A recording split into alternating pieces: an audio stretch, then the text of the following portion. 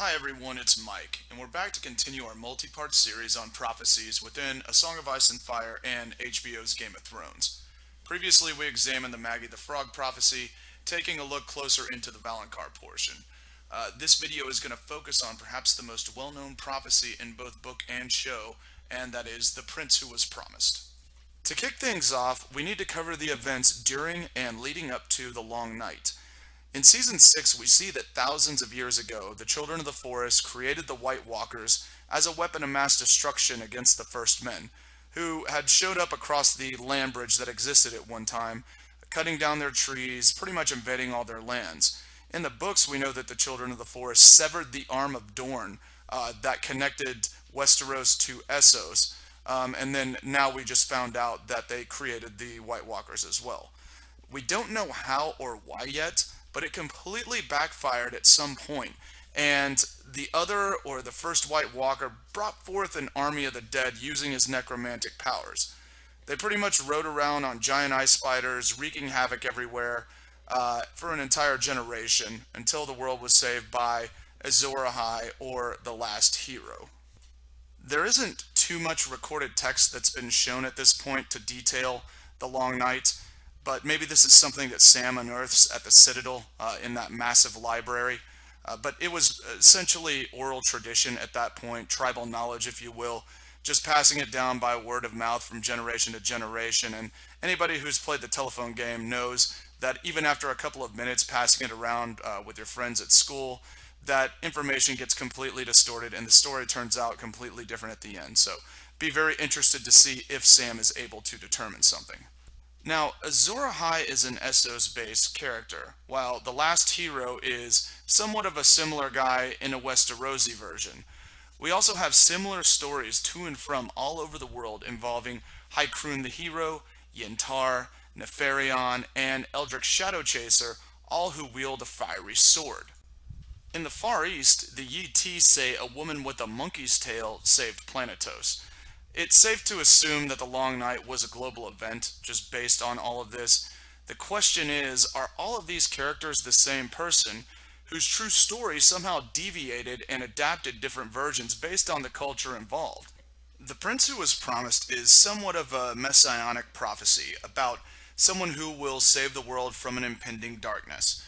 Drawing comparisons to the Messiah of Judeo-Christianity, the birth of this person is very similar to the birth of Jesus, in that it will be heralded by some sort of astrological sign. In Christianity, it was the North Star that was used as the astronomical sign. In The Prince Who Was Promised, it is a bleeding star that we have seen literal interpretations of, with the red comet shooting through the sky in both the show and the books. And there are also some other literal things that happen that we'll take a look at a little bit later on. There's a resurrection parallel too that's involved with one of the leading candidates to be the Prince Who Was Promised in Jon Snow that draws close similarities to the resurrection that occurs in Christian text. So that's something to keep in mind as well. I've mentioned Azor Ahai in previous videos, but to recap, it is he who the Red Priest claim led the world of the living against the Great Other in the first battle for the Dawn several thousand years ago. He was wielding the fiery sword Lightbringer, which he tempered by plunging into his wife, Nissa, who, by the way, was completely on board with this, and that was a sacrifice that was made for the greater good. Melisandre states, "When the red star bleeds and darkness gathers, Azor Ahai shall be born again amidst smoke and salt, and wake the dragons from stone." This is also mentioned by Maester Aemon, but he refers to it only as the Prince Who Was Promised, and not Azor Ahai. Aemon seems to think that this Prince Who Was Promised will be a Targaryen because of a related prophecy by a Woods Witch. Prince Rhaegar was also a very big believer in this prophecy. Anecdotally, an interesting event occurred during Rhaegar's youth, where Rhaegar, after reading some scrolls, decided all of a sudden to become a warrior. Now at this point, he was more like a Samwell Tarly, just a complete bookworm, than someone who actually wanted to go out and train with swords. No one knows what he read, but perhaps it was an account of the Woods Witch slash Ghost of Highheart that alludes to the prophecy that the Prince Who Was Promised would be born to Rhaella and Aerys' line. this brother and sister marriage was arranged by their father, King Jaehaerys Targaryen, as a direct result of that prophecy. Maybe Rhaegar thought he was the prince who was promised at one point. I'm not sure. But Maester Aemon thought he was, and that we know. It's also important to know that Maester Aemon actually thinks that this is Daenerys. He mentions to Sam that the prince is pretty much gender neutral, and it's been misinterpreted this whole time because High Valyrian, their nouns are gender neutral. So it's been translated as prince, but very well could be a princess. Let's take a look at some of the signs that are tied to the different versions of this prophecy in the books and focus on our two main characters that could potentially satisfy this, those two being Jon Snow and Daenerys Targaryen. So for the first one, born amidst salt and smoke. Daenerys is born on the island of Dragonstone that is known to have volcanic activity and is surrounded by salt water, so literally satisfying both the smoke and salt portion. Metaphorically, she was reborn in the flames amidst smoke twice now. Jon was born amidst the tears of his mother, satisfying the salt portion. It's also stated that his wounds were smoking when he was stabbed and killed at Castle Black, and we also have another occurrence of somebody crying whenever he died there. Next, we have Blood of the Dragon, as prophesied by the Woods Witch. So now that we have had the big R plus L equals J reveal in season 6 for Jon Snow, essentially almost 100% confirming that he is a Targaryen, both of these are a natural fit, being that they are both Blood of the Dragon. Okay, on to the third one. Born beneath a bleeding star. We can look to the red comet that passed over in the show and books as a stretch for both, kind of rationalizing that in a metaphorical sense, because both had already been born. But in season 6, episode 10 of the series, Dawn, the ancestral sword of House Dane that was made from a fallen star, is resting on the bed where Jon Snow was born, with blood on it from the skirmish that just took place minutes before. I believe this to be the strongest evidence to date on the confirm of who this person is. The show tends to go out of its way to display context clues as such, so I think this is no different in this case. For the next one, we have Waking the Dragons from Stone. Now, Dany literally did this with the petrified eggs that Illyrio gifted to her during her wedding to Khal Drogo. Now, while Jon could possibly use the fact that he is blood of the dragon and was woken from stone within the Tower of Joy when he was born, or revived within the stone walls of Castle Black, it's a bit of a stretch. Now, there are 2 books left and 2 seasons left, so he could potentially do something then that's a little bit more concrete than the metaphors we just talked about. There's also a myth that Winterfell is actually built on a hot spring. That's actually a fact. But the myth is that there is a dragon lying beneath Winterfell that pretty much burns all of that stuff and keeps Winterfell warm. So, there's also the potential for him to wake a dragon beneath Winterfell. How crazy would that be? Let's take a look at Daenerys' vision in the House of the Undying. And it goes like this. The 5th room finally shows a man very much alike her brother Viserys, except that he is taller and has eyes of dark indigo rather than lilac. He is speaking to a woman who is nursing a newborn babe, telling her that the child's name should be Aegon, and saying that what a better name for a king.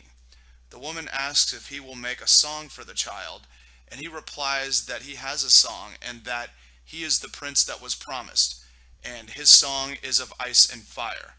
He then looks at Dany, then as if seeing her, and he adds that there must be one more, and the dragon has 3 heads. So the assumption here is that the person that looks like her brother Viserys is actually her brother Rhaegar, and she's having a flashback to the birth of her nephew, Aegon Targaryen, and the woman is obviously Rhaegar's wife, Elia Martell. So both Aegon and Elia died during the sack of King's Landing. Obviously, Aegon cannot be the prince who was promised, and we'll talk a little bit about the Aegon in the books as well here in a second. Now this is where it can get a little convoluted when referencing the dragon has 3 heads. So it's generally assumed that there are going to be 3 Targaryens that are going to mount the dragons and they're going to fly around and win this war for the Dawn. George R. R. Martin stated that they need not all be Targaryens. But is that semantics and the fact that Jon is Jon Snow and not Jon or Jaehaerys Targaryen? Does that come into play? I'm not quite sure. Let's assume that Jon and Dany comprise two of the three. Who is the third? There are a few candidates here. There is evidence that Tyrion could be a Targaryen, and his interaction with the dragons in season 6 builds a strong indication that it's possible. He's also had several dreams about them growing up. In the books, there is a character who appears in A Dance with Dragons claiming to be Aegon Targaryen, Rhaegar's son who was supposedly smashed against the wall by the Lannisters during the sack at King's Landing. There is some strong indication that he's actually a fraud. This would tie into the prophecy of Quaithe warning Dany about the Mummer's dragon, which means someone pretending to be a dragon. We also have Bran as a potential, being the three-eyed raven now. He's very, very powerful. Actually maybe the most powerful character in A Song of Ice and Fire right now. As for my prediction, I think this is Dany, Jon, and Tyrion. I think it's a very cookie cutter scenario where they are. And whether or not they all mount dragons and fly around, I'm not 100% sure. But I think, in terms of a metaphorical representation, those are the three heads of the dragon. So, which Red Priest is right? Is it Dany or Jon? Both have strong evidence pointing to either. While I feel the scales are tipped in Jon's favor, it's hard to deny Dany's strong evidence as well. What if the prince who was promised in Azor Ahai are separate entities, allowing for both Ice and Fire to join to defeat the Great Other? My guess is that there are multiple heroes involved in saving the world, but Jon Snow is the prince who was promised, and the prophecy is a real one. In addition to this, I also believe that in the original battle against the Great Other, there were also multiple heroes involved, and that over the course of time, their stories were merged, bastardized, and what have you, and one cultural hero, depending on what part of the planet you were on, received full recognition for this. Much like it probably will be 3,000 years from now after this war is over. That wraps up our video on the Prince Who Was Promised prophecy.